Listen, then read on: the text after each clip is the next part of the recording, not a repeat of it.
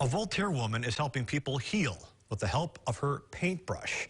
And stroke after stroke, her art is helping her heal as well. Carissa Stinchcomb has her story.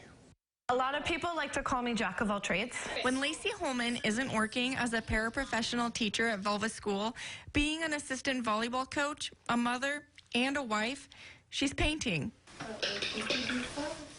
She was a photographer first and foremost for a decade, but a tragedy changed her focus. I actually lost my dad 7 years ago, and he was really one of my big supporters and really pushing me a lot with my photography. And after I graduated college, I never really did a lot with painting because I was so focused on photography.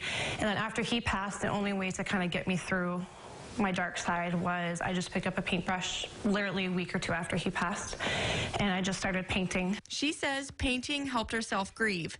Then, a few years later, she put her skills to use to help others who experienced a loss. A friend asked her to paint a picture of her mother-in-law's dogs who passed away.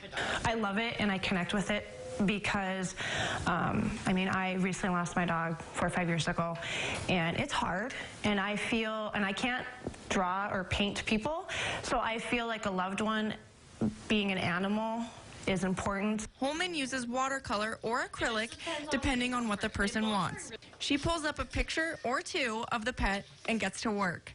And it's not hard to notice how much heart she puts into each painting. With her emotion, she puts a lot of emotion into her work, and you can tell by the end result of it that there's a lot of heart and soul in it.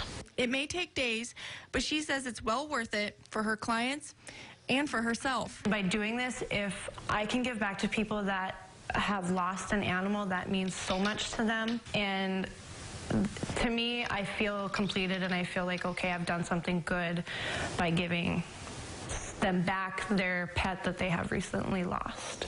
Reporting for KX News in Voltaire, I'm Carissa Stinchcomb.